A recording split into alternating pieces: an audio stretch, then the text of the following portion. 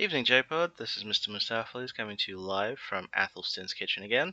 Tonight we'll be looking at doing some cooking for a dish called Nasi Goreng, and we're going to serve that with a cucumber lime pickle kind of thing. So let's get started.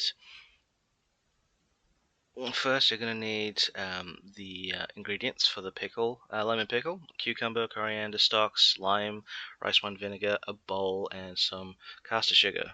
Remember to wash all your veg and sharpen your knives and start peeling your cucumbers. You want to get that cutting technique down and just slice them up into nice long bits. Make sure to cut the ends of the cucumber off.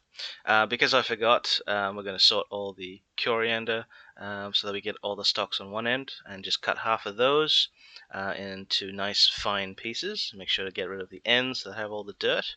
Make sure you wash the coriander to get rid of any excess dirt that'll come into the salad, and just get that nicely chopped up. And if you want, you can also crisscross chop it, but I'm happy to leave them whole like that. Save the rest of the leaves and put in a bit of your rice wine vinegar. I'd say about 2 teaspoons worth. Depends on how much vinegar you like. And then we're going to zest up some lime skin with your zester. If you don't have one, that's fine. Just the lime juice is okay. But next we'll roll the lime, cut it into wedges, and use the garlic press that I got for my birthday as a makeshift sort of lime press thing. So yeah, it's going to be great. And lastly, we're going to do about 2 to 3 teaspoons of caster sugar and give that a good mix and season. This video, just as a reminder, is brought to you by Stevables, your pocket Bible dictionary. Make sure to visit the website for more details. We'll move on to our main dish. We're going to cut up some onions. We had some leftover onions, so I'm just going to cut that up. Make it nice and fine so it cooks up quickly. And because I'm lazy, we've got ginger and garlic paste. So just a tablespoon of that and a tablespoon of the other one. And that's roughly the size of like a couple of cloves of garlic, things like that. Put in some chili flakes that have already been cut up for you. Just how much you like, and we're going to do half the remaining stems and leaves of the coriander as well, just so that we can get that all cooked down. Lastly, we'll trim up some broccoli and the broccoli stem, because that's good eating. You don't want to throw out a lot of vegetable. And for garnishing, we've got spring onions. I might put this through at the start. I might do it at the end. Just depends really on how the dish tastes. And then we'll move on to cutting the remaining coriander leaves so that that's ready for garnishing as well. Next, we'll put a heavy wok or a heavy wide dish on the gas stove and get that nice and hot and even.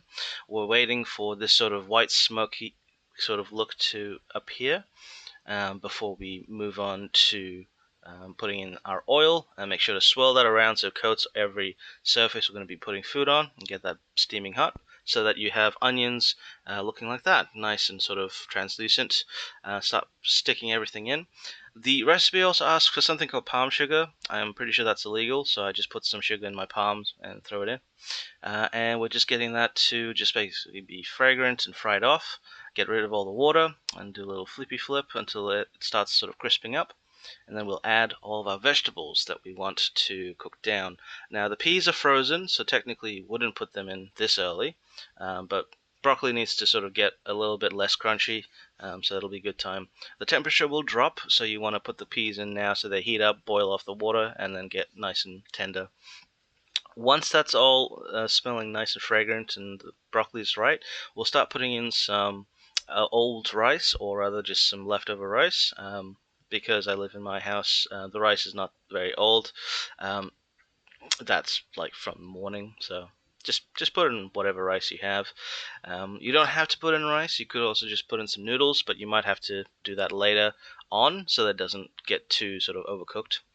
Give it a good stir, get it to so that the rice starts frying off as well. You want it to be slightly crunchy, not too overcooked. It's going to be a bit of a balancing act, so I just have to do that by ear, eyes, ear, yeah.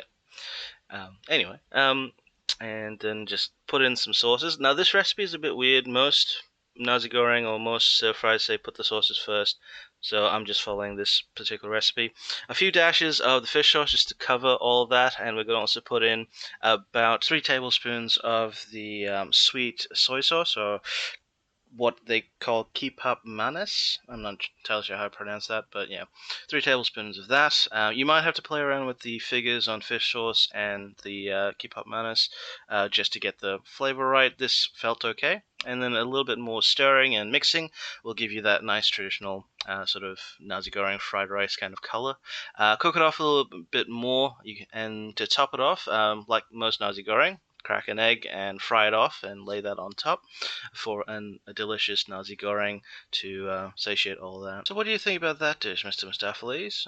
Yes, it looks pretty good. Nice and easy. Uses up some leftovers and lots of greens. You can definitely put in some meat items in there as well. You'll just have to cook them in for longer or separate, but very delicious. Remember to always let us know what you'd like to see in the next video.